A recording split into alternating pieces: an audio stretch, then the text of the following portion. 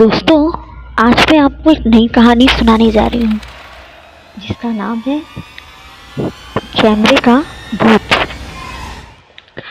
ये वो दिन की बात है जब राकेश के पास फोटोग्राफर बनने का एक भूत सवार था।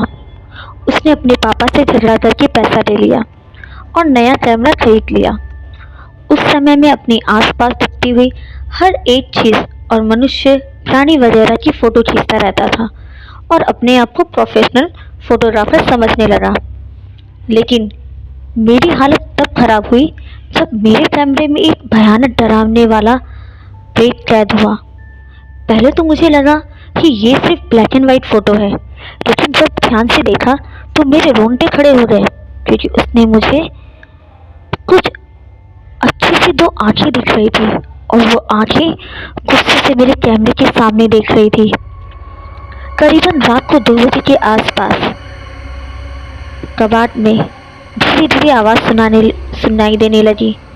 मैं बहुत ही डर गया और डरते डरते मैंने कबर्ड का दरवाज़ा खोला तो देखा कि कैमरे कवर में से बाहर आ गया था और कैमरे ने मेरे सामने लेंस करके फ़ोटो क्लिक कर दिया।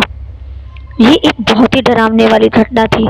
मैं तुरंत ही भागकर अपने रूम से बाहर निकल गया और घर के सारे सदस्यों को जगा दिया। ये पूरी घटना सुनकर पापा मेरे रूम में गए और कैमरा चेक करने लगे, लेकिन मेरा कोई भी फ़ोटो दिखाई नहीं दिया।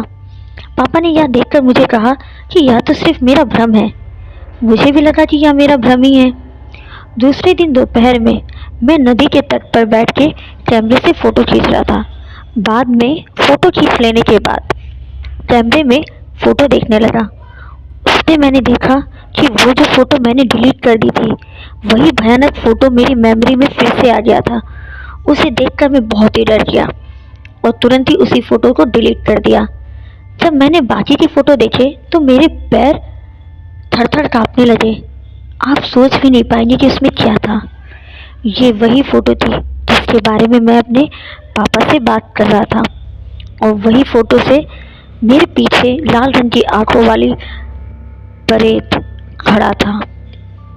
इस समय मैंने वो फ़ोटो डिलीट नहीं किया, लेकिन इसके अलावा बाकी के सारे फ़ोटो डिलीट कर दिए और तुरंत ही कैमरा लेके सीधे पापा को दिखाने के लिए गया। लेकिन आश्चर्य की बात तो यह थी कि जब मैंने पापा को कैमरे की मेमोरी दिखाई तो वह पूरी तरह से खाली थी। उस दिन मेरे पापा मुझ पर काफ़ी गुस्सा हो गए और मुझसे बोले, तुझे ये कैमरा पसंद नहीं है तो फेंक दे या फिर बेच दे, लेकिन ऐसी बेवकूफ़ी वाली बातें लेकर मेरे पास मत आ। दूसरे दिन रात को फिर से मेरे हाथ थर थर काँपने लगे, क्योंकि अब तो धीरे धीरे बंद कपाट में से फ़ोटो क्लिक की आवाज़ आने लगी। मुझे पता था कि ये कोई मेरा भ्रम नहीं है, क्योंकि मैं पारलौकिक घटनाओं को नहीं मानने वाला एक संपूर्ण नास्तिक मानुस हूँ। सुबह मैंने हिम्मत करके कैमरा बाहर निकाला और फिर से मेमोरी देखने लगा।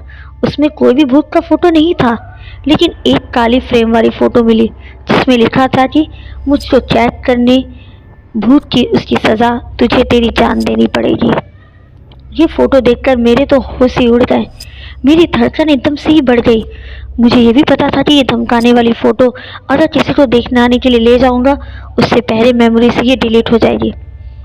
45,000 रुपये में खरीदा हुआ कैमरा मैंने 20,000 रुपये में बेच दिया। मुझे नहीं पता था कि आखिर किस तरीके से वो भूत मेरे कैमरे में कैद हो गया, लेकिन वो भूत यही समझ रहा होगा कि मैंने उसे जानबूझ के कैमरे में कैद कर दिया। अब मुझे तो फोटोग्राफी और कैमरे के नाम से ही डर लगने लगा, कहीं वो मेरे कैमरे वाला भूत मुझे मार तो नहीं देगा। दोस्तों, आपको यह कहानी अगर अच्छी लगी होगी तो लाइक और कमेंट करके ज़रूर बताइएगा। धन्यवाद।